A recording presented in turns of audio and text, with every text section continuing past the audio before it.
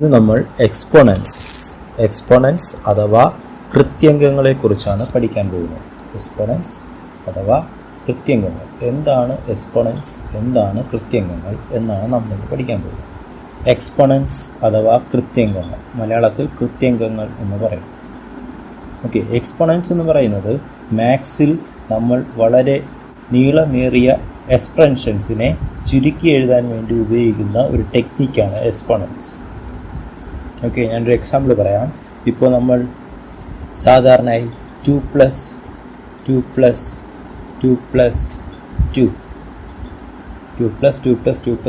4 times 2 add ചെയ്തു അല്ലേ, 4 പ്രാവശ്യം 2നെ എന്ത് ചെയ്തു? ആഡ് ചെയ്തു. ഇങ്ങനെ 2 + 2 + 2 + 2 എന്ന് എഴുതുന്നതിന് പകരം നമ്മൾ എന്ത് എഴുതും? വളരെ ഈസി ആയിട്ട് അതിനെ ചുരുക്കി 4 × 2 എന്ന് എഴുതാറുണ്ട് അല്ലേ. 4 പ്രാവശ്യം 2 ആഡ് ചെയ്യുന്നതും 2നെ 4 കൊണ്ട് ഇൻറ്റു ചെയ്യുന്നതും സെയിം ആണ്. അതുപോലെ 2 × 2 × 2 × 2 4 പ്രാവശ്യം 2 മൾട്ടിപ്ലൈ ചെയ്യുകയാണെങ്കിൽ 4 പ്രാവശ്യം 2 മൾട്ടിപ്ലൈ ചെയ്യുകയാണെങ്കിൽ നമുക്ക് അതിനെ എങ്ങനെ എഴുതാം? 2 ഇതിനെ നമ്മൾ മാത്സിൽ എഴുതുന്നതാണ് 2 raised to the power of 4. 2 raised to the power of 4 എന്നാണ് പറയുന്നതെങ്കിലും ചുരുക്കി നമ്മൾ 2 raised to 4 എന്ന് പറയാറുണ്ട്. ഓക്കെ, 2 raised to 4 ഇതിനെങ്ങനെ വായിക്കും? 2 raised to 4. ഈ മുകളിൽ കിടക്കുന്ന നമ്പർ, ഈ 4നെ പറയുന്ന പേരാണ് എക്സ്പോണൻസ് എന്ന് പറയും. എക്സ്പോണൻസ് മലയാളത്തിൽ കൃത്യംഗം എന്ന് പറയും. മലയാളത്തിൽ കൃത്യംഗമെന്നും ഇംഗ്ലീഷിൽ എക്സ്പോണൻറ്റ് എന്നും പറയും മുകളിൽ കിടക്കുന്ന നമ്പർ. അപ്പോൾ 2 raised to 4 എന്ന് പറഞ്ഞാൽ അർത്ഥം എന്താണ്? 2 × 2 × 2 × 2 എന്നാണ് അല്ലേ. ഇപ്പോൾ 2 raised to 5ൻ്റെ മീനിങ് എന്തായിരിക്കും? 2 × 2 × 2 × 2 × 2നെയാണ് 2 raised to 5 എന്ന് പറയുക. അപ്പോൾ 3 raised to 4ൻ്റെ meaning 3 × 3 × 3 × 3. 3 raised to 4 എന്ന് പറഞ്ഞാൽ 3യെ 4 പ്രാവശ്യം ഇൻറ്റു ചെയ്യുക എന്നാണ്. മുകളിൽ എഴുതിയിരിക്കുന്ന നമ്പറിനെ എക്സ്പോണൻ്റ് എന്നും താഴെ എഴുതിയിരിക്കുന്ന നമ്പറിനെ ബേസ് എന്നും പറയും. എക്സ്പോണൻറ്റും ബേസും. പിന്നെ ഇപ്പോൾ ഒരു നമ്പർ 4 എന്ന് പറയുന്ന നമ്പറിനെ 2 പ്രാവശ്യം ഇൻറ്റു ചെയ്യുകയാണെങ്കിൽ നമ്മളെങ്ങനെ എഴുതും? 4 raised to 2 എന്ന് എഴുതും. പക്ഷേ ഇതിനെ 4 raised to 2 എന്നല്ല വായിക്കേണ്ടത്. ഈ 2ന് മാത്രം പ്രത്യേകിച്ചൊരു പേരുണ്ട്, സ്ക്വയർ. ഇതിനെങ്ങനെ വായിക്കും? 4 സ്ക്വയർ എന്ന് വായിക്കും. 4 സ്ക്വയർ അല്ലെങ്കിൽ 4ൻ്റെ വർഗം എന്ന് മലയാളത്തിൽ പറയും. 4 സ്ക്വയർ. ഓക്കെ, 3 പ്രാവശ്യമാണ് 4 ഇൻറ്റു ചെയ്യുന്നതെങ്കിൽ 4 raised to 3 എന്നല്ല വായിക്കുക, 4 ക്യൂബ് എന്ന് വായിക്കും. അപ്പം ഈ 2നും 3ക്കും മാത്രം പ്രത്യേകിച്ച് പേരുണ്ട്, അത് ഓർക്കുക. 4 raised to 2 എന്ന് വായിക്കാറില്ല ഇതിനെ. 4 സ്ക്വയർ, ഇത് 4 cube. Okay, raised to 4ഉം raised to 5 ഒക്കെ വന്നാൽ 3 raised to 4, 2 raised to 5, 2 raised to 6, 2 raised to 7 അങ്ങനെയൊക്കെ തന്നെയാണ് വായിക്കുക. ഓക്കെ, പക്ഷേ ഇങ്ങനെ വരികയാണെങ്കിൽ സ്ക്വയറോ അല്ല 2ഓ 3ഓ വരികയാണെങ്കിൽ 2നെ നമ്മൾ സ്ക്വയർ എന്നും 3യെ നമ്മൾ ക്യൂബ് എന്നും പറയും. ഓക്കെ, ഇനി ഈ എക്സ്പോണൻസുമായി ബന്ധപ്പെട്ട് വളരെ പ്രധാനപ്പെട്ട PSCയിൽ എപ്പോഴും റിപ്പീറ്റ് ചെയ്ത് ചോദിക്കുന്ന കുറേ നിയമങ്ങളുണ്ട്. അത് വളരെ ഇമ്പോർട്ടൻ്റ് ആണ്. അത് വളരെ നന്നായിട്ട് മനസ്സിലാക്കേണ്ടതായിട്ടുണ്ട്. നമ്മൾ ആ നിയമങ്ങളിലേക്ക് കടക്കാൻ പോകും. ഇപ്പോൾ 2 raised to 3 × 2 raised to 5. 2 raised to 3 × 2 raised to 5 എങ്ങനെ ചെയ്യും? 2 raised to 3 × 2 raised to 5 വന്നാൽ നമുക്കറിയാം 2 raised to 3 എന്ന് പറഞ്ഞാൽ എത്ര 2 ഉണ്ട്? 3 2 ഉണ്ട്. 2 raised to 3 എന്ന് പറഞ്ഞാൽ 2 raised to 3 means 2 cube. 2 cube എന്ന് പറഞ്ഞാൽ 2 × 2 × 2 3 2 ഉണ്ട്. വീണ്ടും ഒരു ഇൻറ്റു ഇടുക. 2 raised to 5 മീൻസ് 1 2 3 4 5. ഓക്കെ, ഇത്രയുണ്ട്. അപ്പോൾ മൊത്തം എത്ര 2 ആയി? ഇത്രയും 5ഉം ഇത്രയും 3യും 5 + 3 എത്രയായി? 2 raised to 8. ഇപ്പോൾ 2 ക്യൂബ് × 2 raised to 5 എന്ന് പറയുന്നത് 2 raised to 8 ആണ്. ഓക്കെ, നമ്മളിങ്ങനെ എപ്പോഴും എഴുതേണ്ട ആവശ്യമില്ല. ഇതിനൊരു ഫോർമുലയുണ്ട്. 2 raised to 3 × 2 raised to 5 into ചെയ്യാൻ വന്നാൽ എന്ത് ചെയ്യണം? ഈ 2 താഴെ കിടക്കുന്ന 2 അതുപോലെ എഴുതിയതിന് ശേഷം മുകളിലുള്ള നമ്പറുകൾ തമ്മിൽ ആഡ് ചെയ്ത് എഴുതണം. 3 + 5 എത്ര വരും? 2 raised to 8. ഓക്കെ, ഇത് ഇങ്ങനെ ചെയ്യണമെങ്കിൽ ഒരു കണ്ടീഷൻ ഉണ്ട്. എന്താണ്? ഈ താഴെ കിടക്കുന്ന നമ്പർ, അതായത് ബേസ്, ഇതിന് ബേസ് എന്നാണ് പറയുക, ഈ ബേസ് ഒരുപോലെ ആയിരിക്കണം. ബേസ് ഒരുപോലെ ആണെങ്കിൽ രണ്ട് എക്സ്പൊണൻസ് തമ്മിൽ ഇൻഡ് ചെയ്യാൻ വന്നാൽ മുകളിലുള്ള നമ്പറുകൾ എന്ത് ചെയ്യണം?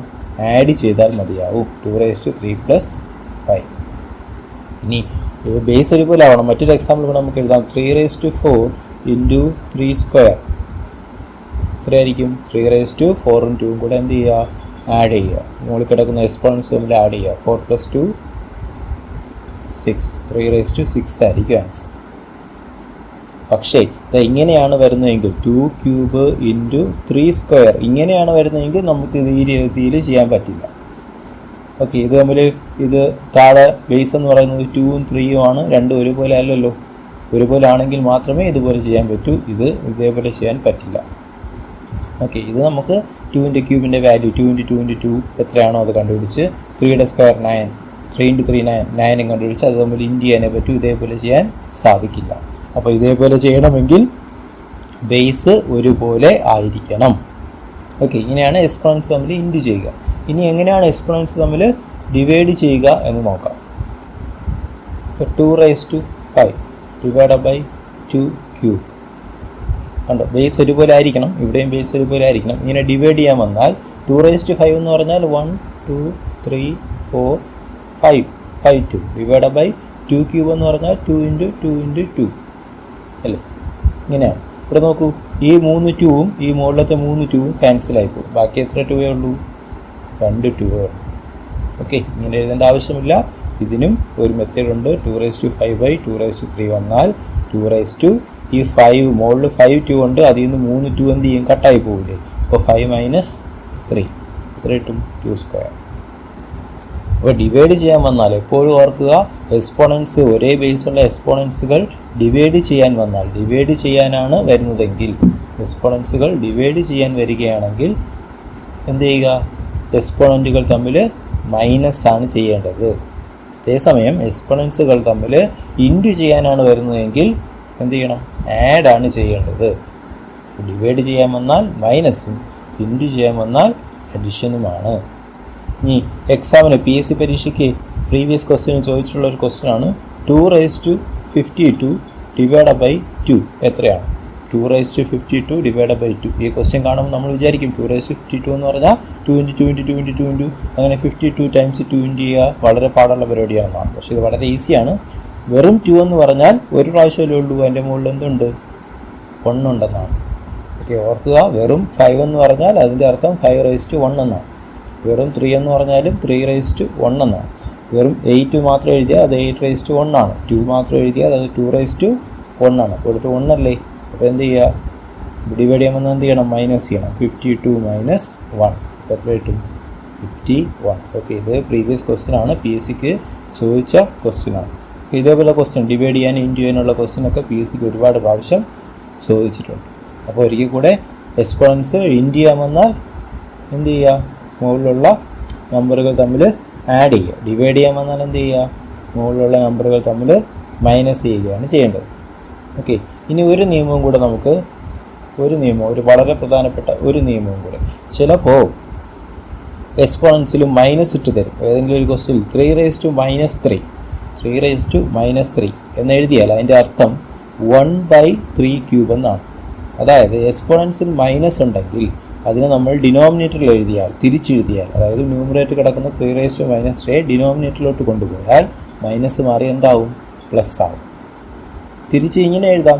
2⁴ ഇത് സാധാരണ ന്യൂമറേറ്ററാണ്. ഇതിൻ്റെ താഴെ എന്തുണ്ട്? 1 ഉണ്ട്. ഇത് ന്യൂമറേറ്ററിലാണ് കിടക്കുക. ഇത് നമ്മൾ ഡിനോമിനേറ്ററിൽ എഴുതിയാൽ 2⁴ എടുത്ത് താഴെ ഇട്ടാൽ അതെന്താവും? 2⁻4 ആവും.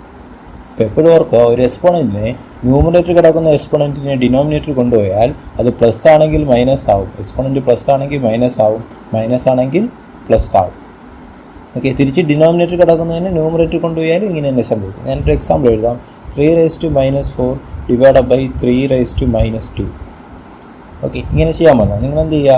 ഡിനോമിനേറ്ററിൽ 2 മൈനസ് ആണല്ലേ? 2 മൈനസ് ആയതുകൊണ്ട് 3⁻2ൻ്റെ മുകളിൽ എഴുതുക. അപ്പോൾ അതെന്താവും? പ്ലസ് ആവും. ഡിനോമിനേറ്റർ കിടക്കുന്നതിന് മുകളിൽ എഴുതി അത് പ്ലസ് ആവും.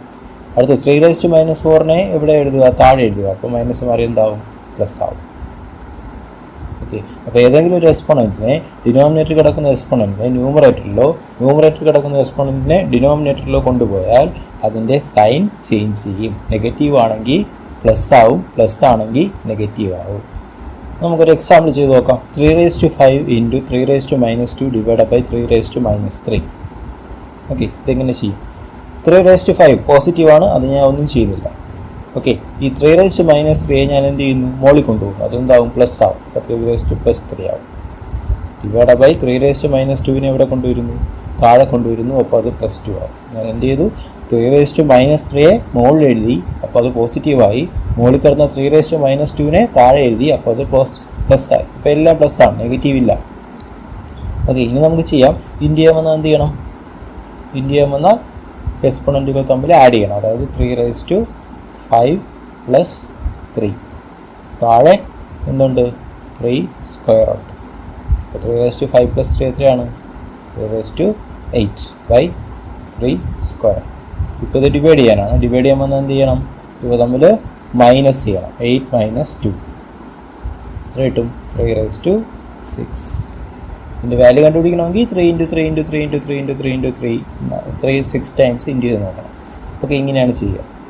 ഒരു കാര്യം കൂടെ, ഈ പവർ ഓഫ് 10ന്, അതായത് 10 സ്ക്വയർ, 10⁻1 എന്ന് പറഞ്ഞാൽ 10 തന്നെയാണ്. 10 സ്ക്വയർ എന്ന് പറഞ്ഞ അർത്ഥം 1ൻ്റെ കൂടെ 2 0 എന്നാണ്. അല്ലാതെ 10ൻ്റെ കൂടെ 2 0 എന്നല്ല, 1ൻ്റെ കൂടെ 2 0. കാരണം 10 സ്ക്വയർ എന്ന് പറഞ്ഞാൽ 10 × 10 ആണ്. 10 × 10 എത്രയാണ്? 100 ആണ്. 10 ക്യൂബ് എന്ന് പറഞ്ഞാലോ 1000 ആണ്. എപ്പോഴും ശ്രദ്ധിക്കുക, 10ൻ്റെ കൂടെ 3 0 എന്നല്ല, 1ൻ്റെ കൂടെ 3 0 എന്നാണ്. കാരണം 10 × 10 × 10, 3 10 ഇൻറ്റു ചെയ്യുന്നതാണ് 10 ക്യൂബ്. 10 × 10 × 10 എത്ര കിട്ടും? 1000 കിട്ടും. അതായത് 10⁻⁸ എത്ര വന്നാലും, ഇപ്പോൾ 10⁸8 വരികയാണെങ്കിൽ അതിൻ്റെ അർത്ഥം 1ൻ്റെ കൂടെ 80 എന്നാണ്. 1ൻ്റെ കൂടെ 80. ഓക്കെ, അടുത്ത് 10⁻4 ആണെങ്കിൽ 1ൻ്റെ കൂടെ 40 എന്നാണ് ഇതിൻ്റെ അർത്ഥം. ഓക്കെ, ഇതാണ് 10ൻ്റെ പവറുകളുടെ പ്രത്യേകത. 10⁻⁸ എത്രയാണോ വരിക അത്രയും സീറോകളുള്ള നമ്പർ ആയിരിക്കും അത്. ഓക്കെ, എക്സ്പോണൻസിൻ്റെ ബേസിക്സ് ഒക്കെയാണ് നമ്മൾ ഇന്ന് നോക്കിയത്. നിങ്ങൾക്ക് ഈ വീഡിയോ ഇഷ്ടമായെങ്കിൽ തീർച്ചയായും ലൈക്ക് ബട്ടൺ അമർത്തുക. Thank you for watching.